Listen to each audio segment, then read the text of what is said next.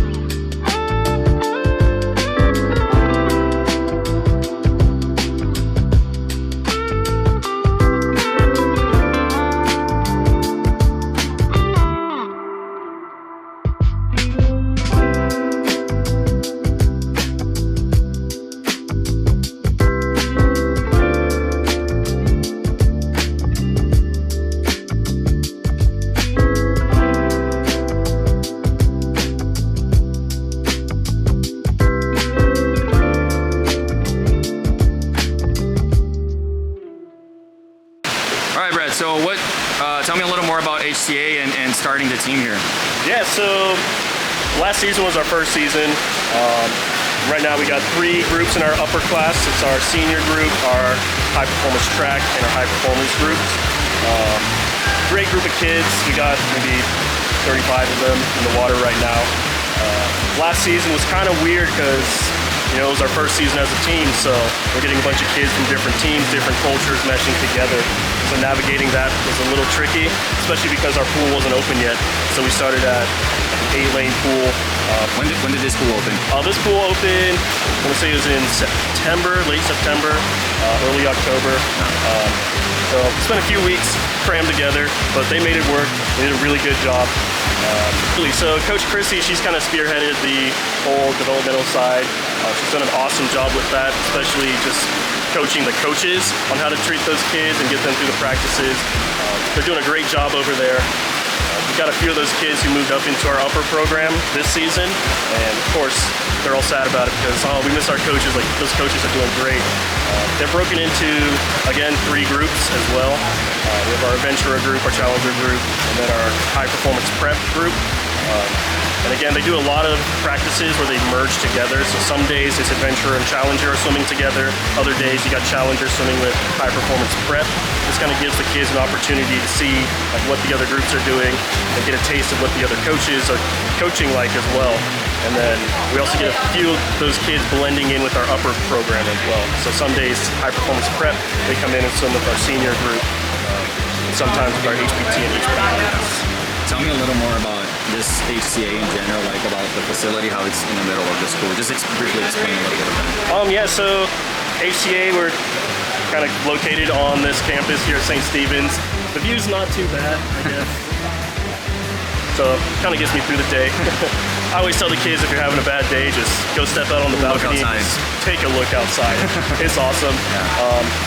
St. Stephen's, they've been really accommodating to kind of take care of all the needs we have, especially with starting this new pool. They've been super helpful with that. Are most kids on that program as well, or no? I think we got about a dozen kids from St. Stephen's who are actually on the HCA team, but again, it's open to everyone. Okay, we're warming up, a little general warm up, about 2,000, and then we are flat out working on our racing starts and preparation to get on the block. I call it a checklist of things that we go through that I like my athletes to go to that give some confidence in every racing arena that they're going to perform in, because all the pools are different, all the starting blocks are different, and situations are different. So how to best prepare to be successful. Approach to the rock, knowing how to operate the wedge, and which front foot they need to use, balance, hip square, making sure they've got an extra set of goggles and a cap with them, especially when they race in a meet that has finals, so they're comfortable. They can just segue right to that, get that, and bring it back, and not miss a beat and a step, and not worry or stress about that. Take a few deep breaths to relax and to focus and get in the zone for what they're doing and what they're racing. It's just not take your mark, go. It's exploding, great entry, streamline, underwater, dolphin kicking, pull out, and then accelerating and exploding to the surface for their first stroke to get ready to go. Guys, so they're working on starts today. Coach Doug just took over, I think last week, as a program head coach here. So they're working on the basics this week. I think today they're going to be focusing a lot on starts and everything that entails around that first initial part of their races. And I cannot get over on how beautiful this place is. Look at this. And the pool is right here. You're going to see a lot of like shots always going from the pool to this area, because this is amazing. Like the video won't do justice to how beautiful this pool is. It's insane.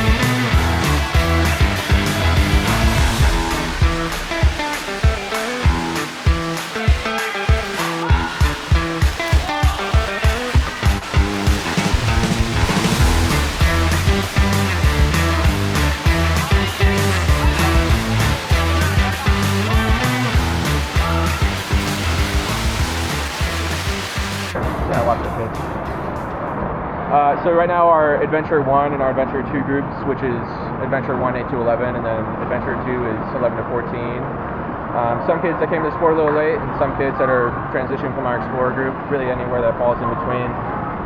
And so right now they're running through their warm-up. We just jumped in about 18 minutes ago, and they're doing 650s. Odds are freestyle kick, evens are non-freestyle kick, so fly, breaststroke, or kick on your back without a board. And we call today our Taco Tuesday practice, so it's something that Chrissy termed, which really just stands for throwing in all the ingredients that make swimmers fast and all the things that we're looking for and putting it all in the same taco shell. And so the next thing that they're going to do after the kick, which I believe they just wrapped up, is a minute rest into 650s IM transition. And so right now they're swimming down to do butterfly. We're going to be watching their turns, transitioning into their backstroke, and then talk to them about it when the warm-up is over. And then if we have the time during, when they're on the wall, when they're resting, just give them little tips that they'll be able to then immediately apply on the next time they get. Yeah, I'm a foodie, so I reckon, definitely resonated with the whole Taco Tuesday thing. Yeah. When I think of like a good dish, I think about how all the ingredients kind of complement and come together to work with each other. Exactly. Are there a couple things that you're specifically looking for, to help them kind of connect the dots here? Maybe 2 or 3 things? Yeah, so specifically when we're looking at their freestyle, at this age group, at where they're at, we're trying to instill breathing on both sides every 3 strokes, and we're looking for push-offs, for all of their turns, of course, but when they can apply it, dolphin kicks, we're looking for 3 counts off every wall, just to instill those good habits for the long term. So hopefully when they move all the way up at some day to HP or HPT or wherever they land, that they have those tools in their toolbox that they need, their ingredients in the taco, if you will. And so the reason why we're hitting on those stuff for weeks and weeks on end is really just drive it home and have them understand that is like what makes them over time a successful swimmer and help them achieve their goals. Another thing we're looking for is popping shoulders out on backstroke. A lot of our kids like to swim flat on their back. And so we've been talking about, as soon as you enter with the pinky and you start to make that cut, start your rotation to pop that opposite shoulder. And so we've seen a lot of success with that, as well as popping the hips up on breaststroke. You don't want to swim breaststroke with hips that are sinking. So kind of giving these little tidbits here and there to help build a good IM swimmer, because personally I believe a good IM swimmer is someone who can do every event, right? So if we can instill that early, that sets them up best for the long run. Yeah, I mean, I think anytime you can, take someone who understands their body well enough to execute across 4 different disciplines, they have the control to actually help them be better in their individual events. Yeah, absolutely. Yeah, no, that's awesome. Love it.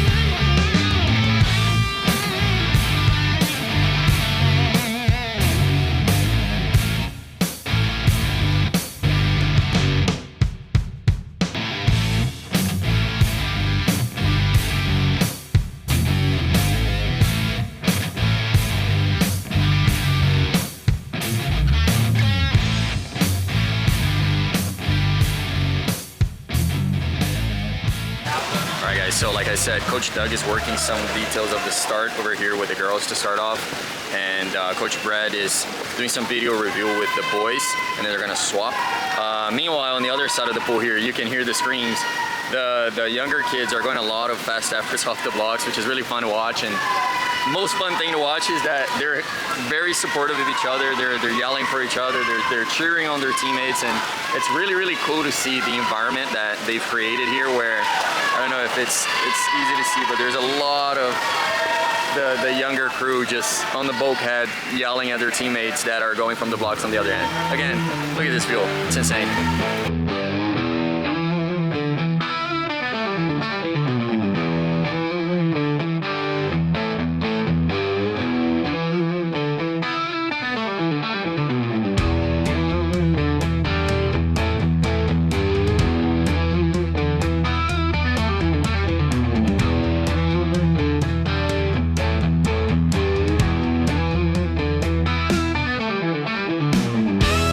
Favorite things about HCA, real quick? I love everyone on the team. We got a good community here. The new coach, I really like him so far. Pool was wonderful, wonderful location, all around good team. Nice.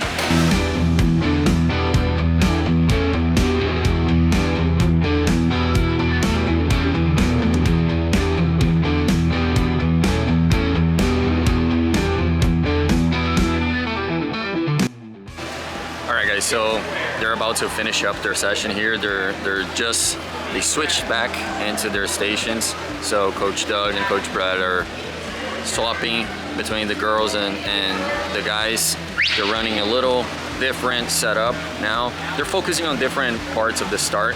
They're doing a lot of video review, which is really cool to see. Just kind of like at this age, I think it's really important just to have that visual feedback to help understand a little more of the process that Coach Doug is building here at HCA. So really cool to see all of that.